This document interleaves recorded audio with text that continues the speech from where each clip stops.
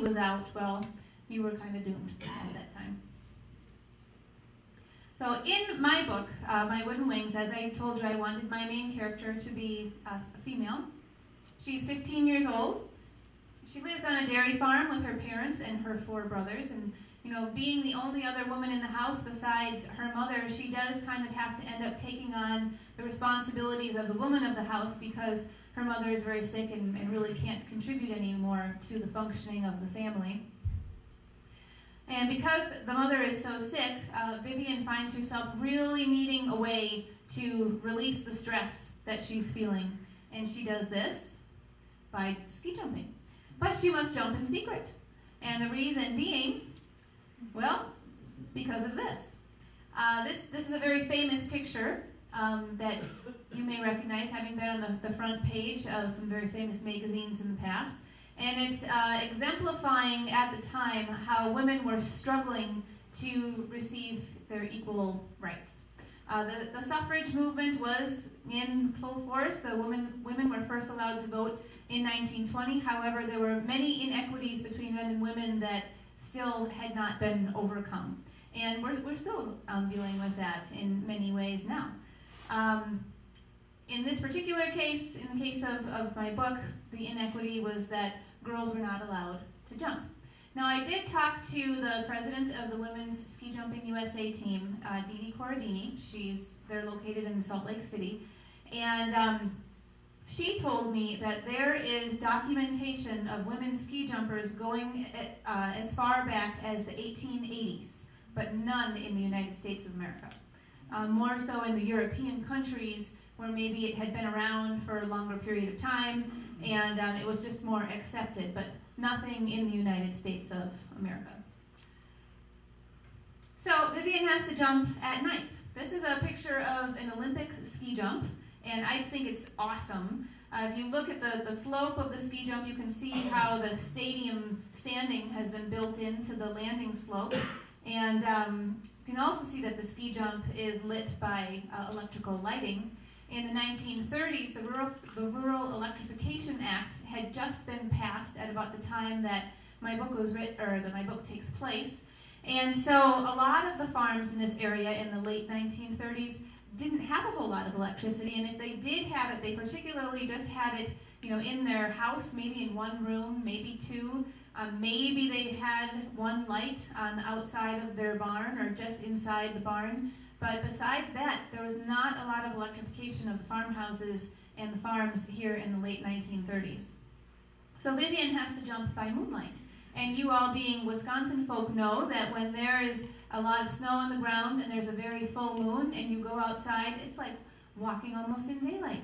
It's so bright. So I don't think it takes too much of a stretch of the mind and imagination to imagine that Vivian could have actually pulled that off. Other aspects of My Wooden Wings, just to kind of spark the memories of the 1930s, there's a scene at the Schwartz Park Pavilion where there is ball and there's lots of big band music. There is swing dancing, and I love the picture of the girl with her feet sticking straight up in the air. That looks like a lot of fun. And the ball that took place in the Hartford area at that time was a ball to celebrate Franklin Delano Roosevelt. For a number of years in a row, every year, the nation would hold a nationwide ball to celebrate FDR's birthday. And in all, there were over 5,000 of these balls held throughout the entire nation. And the goal of these dances was to raise money to raise awareness for infantile paralysis, particularly caused by polio. And our own Hartford ball, our FDR birthday ball, was held at the Schwartz Park Pavilion, which is now the Chandelier Ballroom. That was really interesting.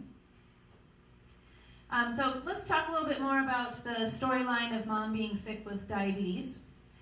I just think this is the most amazing story. In 1921, the man in the upper left, Frederick Banting, Dr. Frederick Banting, wrote down in his diary, he actually woke up from sleep. He had been having a dream. He woke up from sleep, and he was kind of startled, and he grabbed his pad of paper that he kept next to his bed, and he wrote down, it says, October 31st, 1920, Diabetes. What if we ligate the pancreatic ducts of dogs? So he was starting to think, what if we took the pancreas out of these dogs and we removed the chemicals from the ducts that exist in the pancreas? What would that chemical do, and how would that affect the body? So in 1921, Banting approached the man in the upper right-hand corner, J.J.R. McLeod, who was one of the supervisors at the University of Toronto, the Medical Sciences Center, and he had a lot of lab space, which Dr. Frederick Banting did not have, and he also didn't have a whole lot of money. And he said to McLeod, "This is my idea. I would like to perform this research on your university, in your lab. Will you sponsor me and support me?" And McLeod said yes. Well, it just so happened that Banting was extremely successful. First, though, he asked Charles Best, the man located below him, to be his assistant, and McLeod asked Dr. James Collip to be his assistant, and there started to be a little bit of friction between the two sides, the Banting and Best side and the McLeod and Collip side. McLeod really wanted to turn this into a moneymaker, whereas Banting really just wanted to help these extremely sick and dying people that were out there, particularly the children. Banting had a very soft place in his heart for the children, and the children who had this type 1 diabetes were showing up to him emaciated, very, very slender, not being able to take in any of their nutrition, and so he would be holding these children and thinking to himself, how could I possibly make this into a money-making venture? How can we possibly do that? So he didn't want it to be about the money. McLeod wanted it to be a little bit about the money. And there were also a number of other groups throughout the planet, actually, that were also in the mad race to isolate and purify insulin into a form that would be saleable to the general public. Well, Dr. Banting was the first person to do it. And in 1923, Banting and McLeod won the Nobel Peace Prize for Medicine for their discovery of insulin. And because Banting and McLeod were at such distance and not getting along at all, Banting immediately proclaimed that he would share his prize with Charles Best, and McLeod, that really made him mad, so he proclaimed that he was going to share his half of the prize with J.J. Collip, and so now there were 4 receivers of the Nobel Peace Prize for Medicine, and there's still lots of controversy that has to go with that story. It was a big mess. But this is a picture of one of the first bottles of the first lots of insulin that was made, and you can kind of compare that to what our insulin vials look like now. Even though we have different types of insulin now, the long-acting, the medium-acting, the short-acting, we have our insulin pumps. We even have some pills that some people can take, like the metformin, that can help them with their diabetes. Insulin still works in the same old way, and we still just don't know exactly how to make it an easier method of administering the medication yet. It still is given by injection. In the 1930s, the Kissel Car Company existed in Hartford, as I'm sure the majority of you know. And in my book, I really just felt like I had to bring the Kissel cars into the storyline, and so I talked a lot about the Goldbug Speedsters during the Schwartz Park Pavilion chapter. There was a washing machine that was sold by A.A. Schmidt & Son for $39.95. It was an electronic version. Heppy's department store existed on Main Street. Looks like they had aprons for 79 cents, popcorn for 99 cents, and a box of Wheaties you could get 2 for 21 cents. Badger Pharmacy and Moss's Meat Market were also located right downtown on Main Street. And the Central Chevrolet Sales Company in 1938 was really pushing the sales of their new Chevy trucks. This is a picture of the schoolhouse. I believe this is the Cherry Hill Schoolhouse, Bob? Mead School. Cherry Hill. Okay. And I do believe that the young man on the lower right-hand corner, and please correct me if I'm wrong, I do believe that's Grandpa Irv, right? I thought so. And, of course, in my book, we can't have a coming-of-age novel without having Vivian fall in love for the first time, which that's just fun for me. Come on, people. That's just fun. This is a very interesting not really an article, it's a ballot that was located in the Times Press, and I would like to read this to you because I think it's fascinating. This is at the time when the United States of America was very close to declaring war against Germany. And, very similar, almost paralleling events that are kind of happening in our world now. This is the message that was being sent in this ballot at the time then. It says, this ballot is offered to the readers of the Times Press in support of a nationwide Peace for America campaign being conducted by the veterans of foreign wars of U.S. The purpose of this campaign is to provide Congress with tangible proof in the form of 25 million signatures of citizen voters that the people of this nation want America to keep out of war. That was taking place in the 1930s. So back to my wooden wings. We had the annual Hartford ski tournament. Vivian's brother Victor is competing. He jumps number 1 time, and he does great. Number 2, he gets down to the bottom, and he really just tears up his ankle, and he's incapable of finishing his 3rd jump. He's going to be disqualified. Vivian, at this point in the book, has been jumping secretly. She can jump off the big jump. She offers to jump in his place. She puts on his jacket, puts on his hat. She jumps his 3rd jump for him, and you'll have to read the book to find out if she wins. So, my wooden wings, this is something that just thrills me and really gives me hope that this story could go further than maybe it could if this wasn't happening. My wooden wings is paralleling some events that are happening in the world today. I don't know if you knew this, but up through the 2010 Winter Olympics, women were not allowed to compete in distance ski jumping. They were banned. And at first, the International Olympic Committee said it was because there wasn't enough interest. So then they gathered signatures and they found over 170 girls that were interested in being part of the Winter Olympics. Okay, well now they can't say there's not enough interest. Then they were saying, well, the girls are going to get hurt, it's too far. So Lindsey Vann, who is a Olympic ski jumper, she decides to prove them all wrong, that women can jump, and she breaks not only the world record for women, but the world record for men in distance ski jumping. So in the last 20 years, these women have been really going through a battle. And you can see that these were some of the signs that have been posted in the general area. Now this, in the lower left-hand corner, this girl with the green jacket, that's Lindsey Vann. She's the one that had broken the world record for both men and women.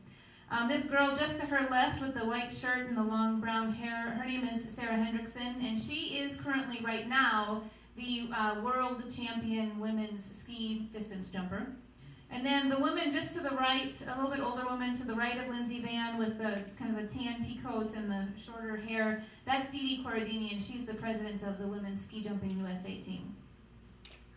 And last year, on April 6th, 2011, the International Olympic Committee reversed their decision and decided to let women compete for the first time in 2014 in Sochi, Russia.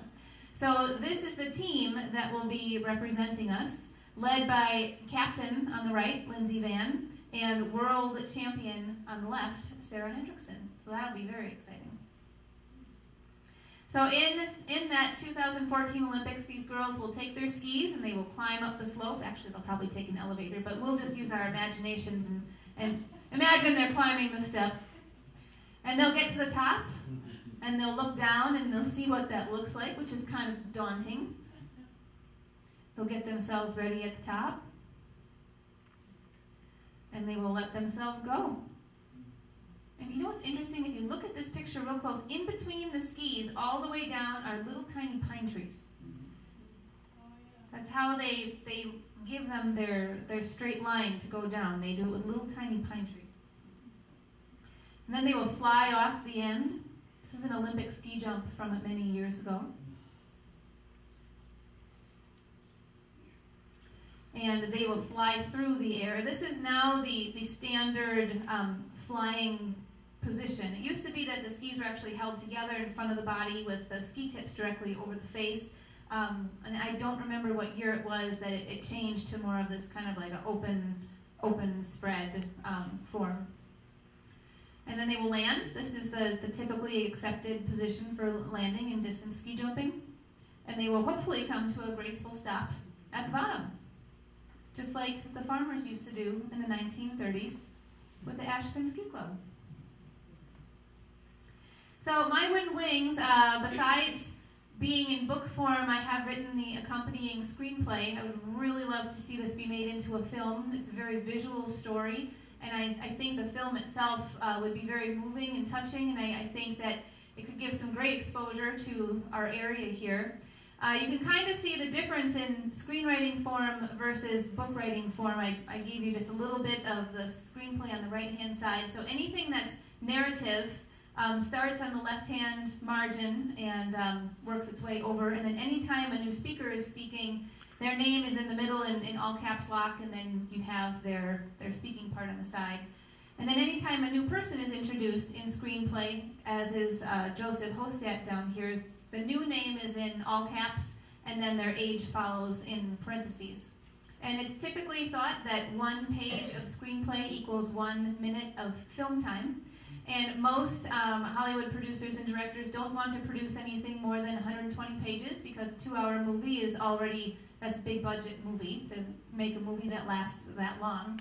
So I worked my particular screenplay down. It's about 104 pages now, just so it could be either feature film or it could be Hallmark or on television, so it's got more than one possible market. Hallmark has had some interest. It's been optioned twice, and recently it was an official selection at the International Family Film Festival. So from March 20th to the 26th, a couple weeks ago, I traveled for my first time to LA and went to Hollywood. I walked down Hollywood Boulevard and I got to see all the cool stars on the sidewalk. I got to meet 3 of the cast members from the Hunger Games movie, which was, my daughters were very excited about that. And My Wooden Wings won the International Film Festival Screenwriting Contest, which was very exciting. Thank you. So in that, it does give me hopefully a little bit more pull with advertising the script and getting it out there. I have made a few connections with people there, and one thing that I learned when I was in Hollywood is you really have to live in Hollywood if you want to have the life in Hollywood. And so that's going to hurt me a little bit that I'm not there, because I'm not kidding. Those people, it doesn't matter if you're at the gas station or you're standing in line at the grocery store, no matter who you're standing next to, it's business. So I'm in the line at the grocery store, and I'm standing next to someone. Oh, are you an actor, director, or producer? Oh, well, actually, I'm a writer. Oh, you're a writer. Okay, well, I'm an actor. Well, who do you know? I mean, it's just, no matter where you go, this networking is taking place all the time. So if I'm truly going to make this work, I'm going to have to get myself out there every once in a while and try and do some networking to make it happen. I also recently found out that My Wooden Wings has won an award for the book portion. The Top Right Excellence in Children's Literature Award was just announced a few weeks ago, and My Wooden Wings won an honorable mention, which for me is fabulous because all the other books that were submitted were published by big publishing companies, and mine was the only one that is self-published that was chosen. So I thought that was really cool. I had no editing from the big publishing houses, and they still gave me enough credit to give me an honorable mention, which I was really proud of. And that's the end of my presentation.